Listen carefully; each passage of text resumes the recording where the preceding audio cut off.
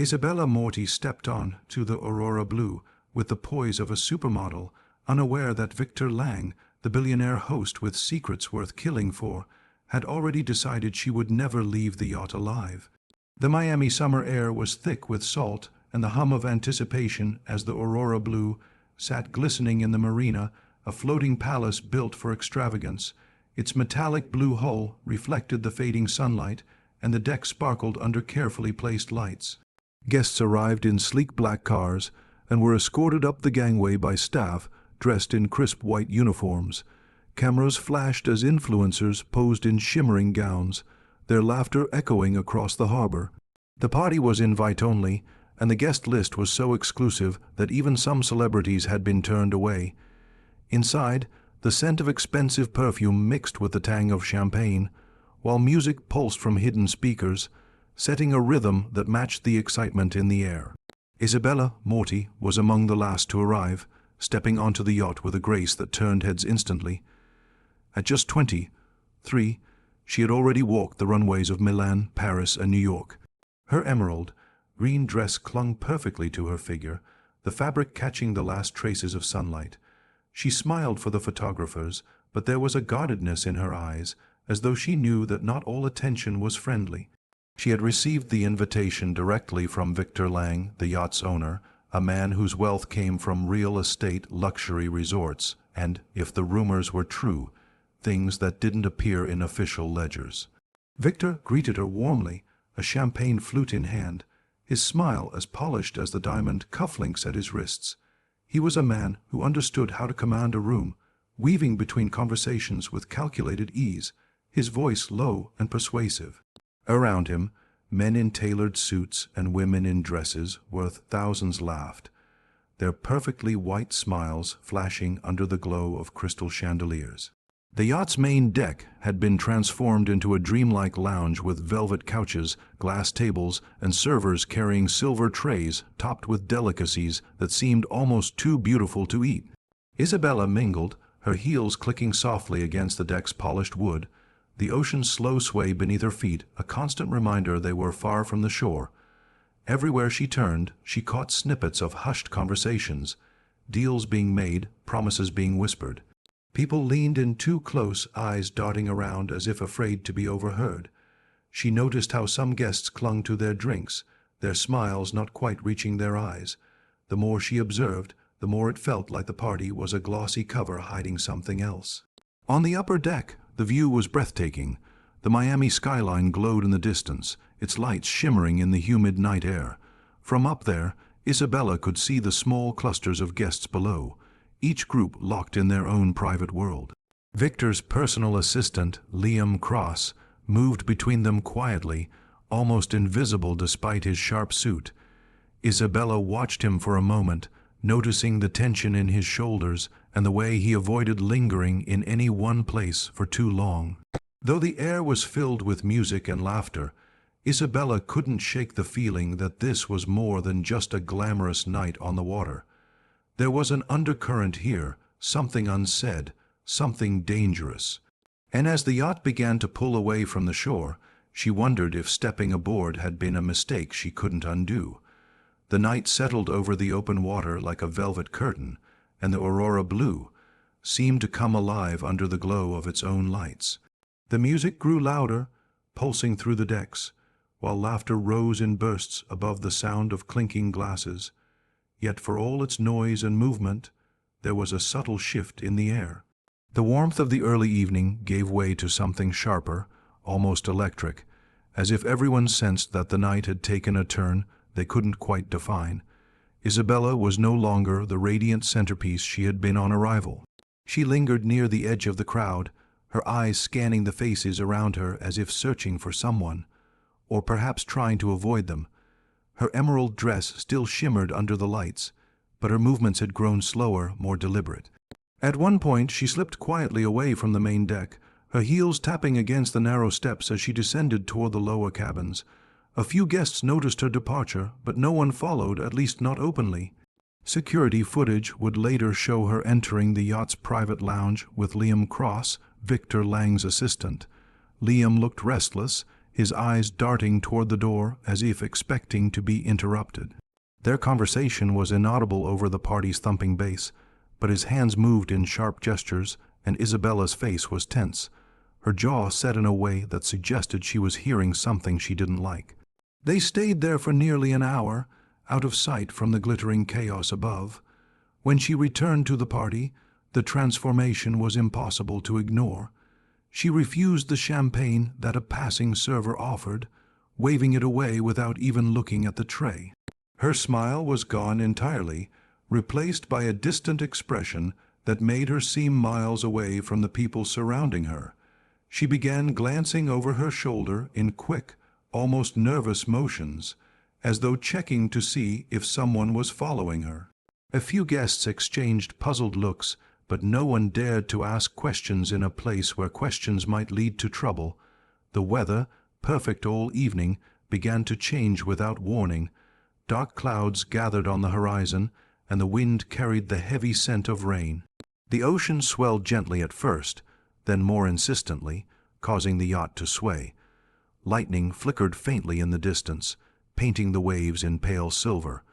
The crew moved with quiet urgency, adjusting sails and securing equipment as the first raindrops began to fall. Isabella moved toward the railing, staring into the black water below. A sudden roll of thunder startled a group nearby, and the yacht's lights flickered for just a second. In that flash of darkness, someone brushed past her shoulder, close enough for her to notice but quick enough to vanish into the crowd again. When the lights steadied, she was standing alone, her hands gripping the polished rail as the rain began to fall harder. Within an hour she would vanish entirely, her last moments hidden beneath the growing storm.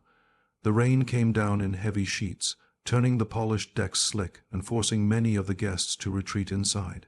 The party continued in bursts, the music still playing, but the earlier energy had faded into something uneasy. At around 3 in the morning, the storm's ferocity began to calm, leaving behind the sound of water dripping from the yacht's railings and the steady hum of the engines. Then, without warning, a sharp scream tore through the damp night air. It came from the starboard side, raw and panicked, instantly cutting through the remaining chatter. Crew members rushed toward the source, followed by several curious guests. There, illuminated by the faint glow of the yacht's deck lights, floated the motionless body of Isabella Moretti. Her dark hair fanned out around her, strands clinging to her pale face. The emerald gown she had worn so confidently hours earlier was ripped at the hem, the fabric heavy and sodden. She drifted just far enough from the yacht that the gentle current seemed to be pulling her away, as though trying to hide her from view. The captain barked orders, and within minutes, a crew member was in the water, retrieving her. The effort was frantic but silent, each movement purposeful and grim. When they pulled her aboard, it became instantly clear that this was no accident. There were deep bruises around her upper arms, dark against her skin, as though someone had gripped her with great force. Her jewelry, diamond earrings, a delicate bracelet, was gone, though she had been seen wearing them earlier in the night. The party guests crowded near the main lounge, whispering urgently, their earlier bravado gone. Some avoided eye contact altogether, staring out into the rain, soaked dark. Others looked pale and unsettled, the reality of the situation sinking in. Victor Lang appeared briefly, his face unreadable, before retreating to his private quarters and locking the door. It was a strange move, and one that only fueled suspicion. By the time the Coast Guard arrived, the scene was frozen in a tense, uneasy stillness. Officers in dark rain gear moved through the yacht, speaking quietly to guests, collecting their statements. They photographed Isabella's body, carefully noting the marks on her arms and the torn dress. One officer asked about her missing jewelry, but no one could, or would explain. The crew confirmed that no one had seen her fall. There had been no loud splash, no signs of an accident. In fact, several guests admitted they hadn't seen her at all in the hour before the scream was heard. The captain's log showed that the yacht had been in deeper waters during that time, far from the shoreline and with no other vessels nearby. As the first light of dawn began to creep over the horizon, the Aurora Blue felt like a different place entirely. The glamour of the night before had evaporated, replaced by a lingering sense of dread. Somewhere among the guests and crew, The truth of what had happened to Isabella was buried, and it was becoming clear that someone on board wanted it to stay that way. The investigation into Isabella Moretti's death quickly became front-page news, with headlines splashing her image across tabloids and news channels. Miami's fashion community mourned publicly, but behind the scenes, detectives were piecing together a more complex and troubling picture of the young model's final hours. Interviews with her close friends revealed that Isabella had been acting strangely for weeks before the party, as though she were carrying a burden she couldn't fully share. She had been meeting privately with a journalist named Rachel Myers, a woman known for exposing high-profile scandals involving some of the city's wealthiest figures. Rachel came forward voluntarily, explaining that Isabella had been working with her to gather evidence on a suspected money laundering operation. The operation, she claimed, used luxury yacht parties as a front to exchange illegal funds, launder assets, and conduct discreet negotiations between criminal networks. Victor Lang's name was at the center of her notes, tied to shell companies, falsified property deals, and offshore accounts. Isabella, Rachel said, had been providing photos, recordings, and information about the people attending these exclusive gatherings. The missing phone became the most critical piece of the puzzle. Detectives believed it contained the final pieces of evidence Isabella had collected, proof that could connect Victor to the laundering operation and to dangerous people beyond Miami. Witnesses recalled seeing her with the phone early in the night, discreetly photographing certain guests and slipping away to record short voice memos. After her death, however, no one could find it. Weeks later, a break came when a team of divers was sent to examine the underside of the Aurora Blue as part of the forensic investigation. Wedged deep inside a narrow section of the yacht's hull, wrapped in a small waterproof pouch, they found a phone matching Isabella's. It had been deliberately hidden in a spot nearly impossible to reach without specialized equipment. The discovery confirmed that someone had taken steps to remove the device from her possession before authorities arrived. When the phone was unlocked, it revealed dozens of photos taken the night of the party, close-ups of guest interactions, documents spread across a table in a private cabin, and blurry images of a meeting on the upper deck involving Victor Lang and two unidentified men. The most haunting find was a series of audio recordings. In one, Isabella's voice was low but urgent, saying she had seen something that would end everything, and warning that she might not make it out of this party alive. Attention quickly turned to Liam Cross, Victor's assistant, who had been seen with Isabella in the private lounge. Under questioning, Liam admitted that she had confronted him with what she'd discovered. He claimed he tried to convince her to leave the yacht quietly before things escalated, but Victor found out and grew furious. Liam's account hinted at violence, but stopped short of admitting direct involvement. His vague statements painted a picture of a man trapped between loyalty to his powerful employer and fear of the consequences of defiance. The deeper investigators dug, the more it appeared that Isabella's death was not just about silencing a potential whistleblower. It was about protecting an entire network built on secrecy, money, and power. And the evidence she had risked her life to collect was about to pull that network into the light. The trial of Victor Lang drew intense public attention, with news outlets broadcasting every development and paparazzi camping outside the courthouse. The once untouchable real estate mogul, known for his luxury lifestyle and powerful connections, now sat in the defendant's chair, his polished suits replaced with prison-issued attire. Prosecutors presented the case as a cold and calculated act, arguing that Isabella Moretti had been silenced because she knew too much.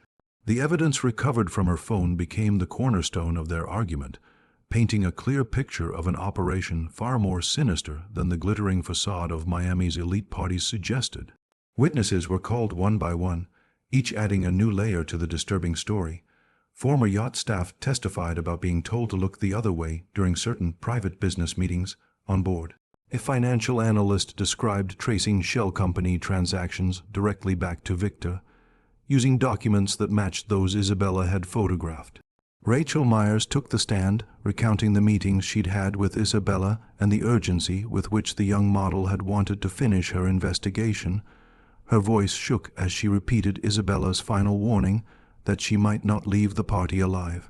The most pivotal moment came when Liam Cross agreed to testify in exchange for a reduced sentence.